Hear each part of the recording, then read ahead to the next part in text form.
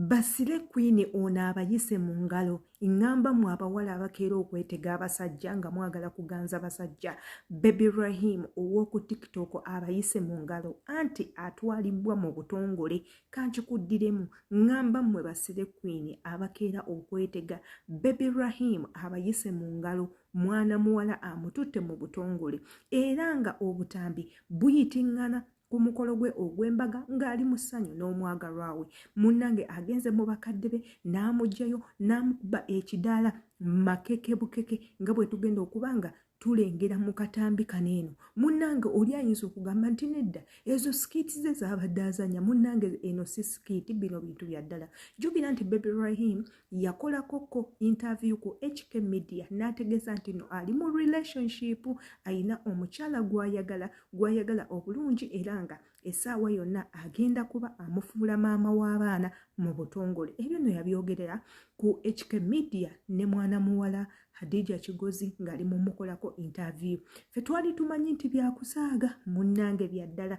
nga bw'ogenda okuba ng'olaba akatambi kano gwe wenna atamanyi Baby Rahim gwe tutegeeza TikTok w'amaanyi nnyo ayina very big following abantu abamufollowing bangi akola busikiti okunyumira ddala okukamala akola wakawe ali very neat ate nga amuteekamu creativity w'amaanyi nnyo.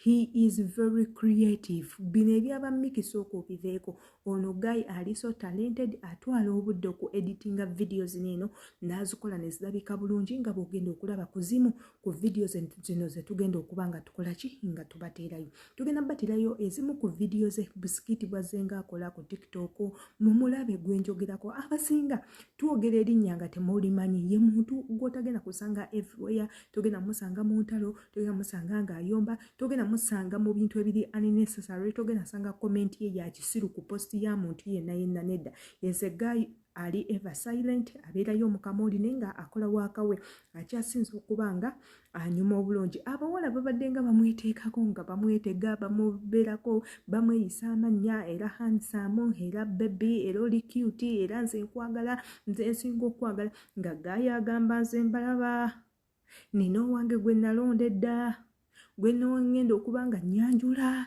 imwe saagala kumanya ngera bwe mumanyi nti nze Shila Adita wano wenyini ku YouTube channel yange tulina kusuwa beera ngo subscribinga o likinga o commentinga gwe twekuumireko tuteekayo waka akyasinza okuba nga alabika obulungi ate era waka gwe weetaaga katugendeko mu butambi bwa Baby Rahim ate era tukomewo.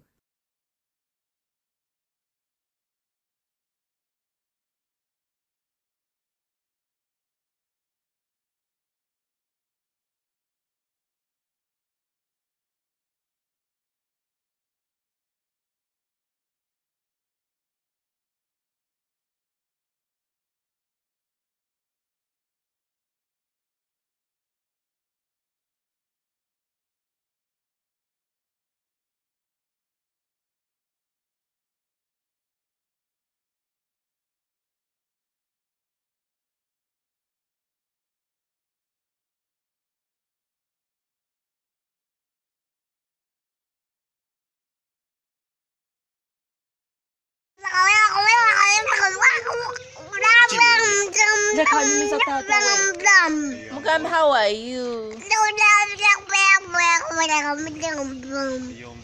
Kankubuulirako mukwano nze ex wange wakubira njikwatirawo Ate nesanywa eringi. Nasanywa eringi nankubuuza mwana w'abandi oli otya nongamba gye ndi bulungi nankugamba ky'oba omanya munno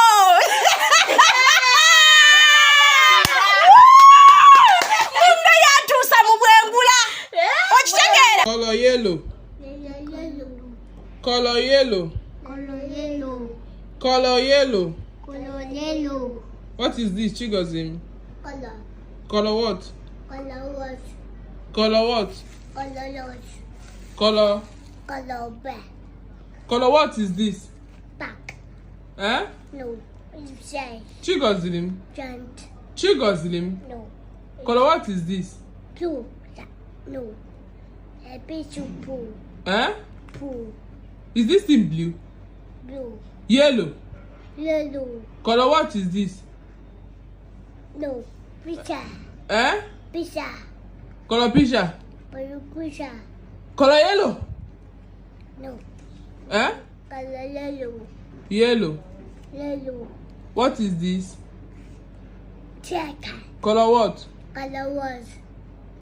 Obutambi obwo bw'olabye munnange yoyo no Baby Rahim nze gwe mbadde njogerako mwana mulenzi envuumuulo alabika obulungi omulungi okukamala omulenzi omugoggoofu omuwanvu ayogeza essimbo omulenzi omukozi ffenna tumumanyi Baby Rahim kuva nno ng'akyali ku kyeyo he has been like that wabula yatugambako nti nno munnange nze omukazi gwe njagala gwe ngenda okuwasa namujja ku mukutu ogwo ogwa TikTok njagala muwulirize yatugamba bulungi nti yo omukyala gwagenda okuwasa yamujja ku intaneti awono ku TikTok jjukira nti si yoona asoose okufuna omukazi ku mukutu ogwo ogwa TikTok nedda munnange labira ku aviator naye yajjako omukazi omulungi afaanana obulungi alinga ekyokulya najjako omuwala omulungi Mina the Queen gwe twogerako naye yamujja ku mukutu ogwo gwa TikTok tunuulira ba Asha Kama ne ba Mr. Stubborn tunuulira ba Art Breaker bonna bafunye okwo abasajja ne babeera nga babatwala kati nno waneeno bwe tusiba nga tubagamba nti banange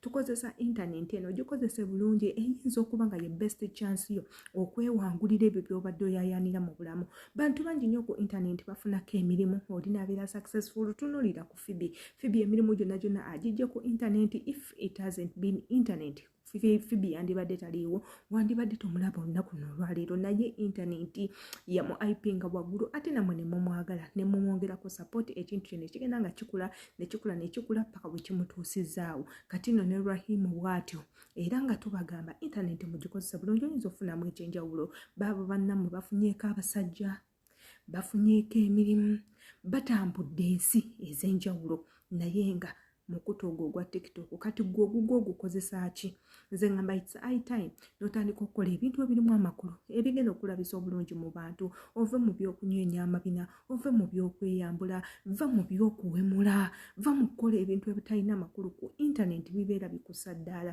yenze Sheila Adita video eno okusaba ogikomentingeko ng'oteekako akagambo congratulations to Rahim naawe tomanya tuli kikolera gye bujjeyo oyinza okuba ng'okyetaaga teweerabira ku likinga video teweerabira ku sharinga ekisinga subscribing ate teweerabira notification bell embaagala nnyo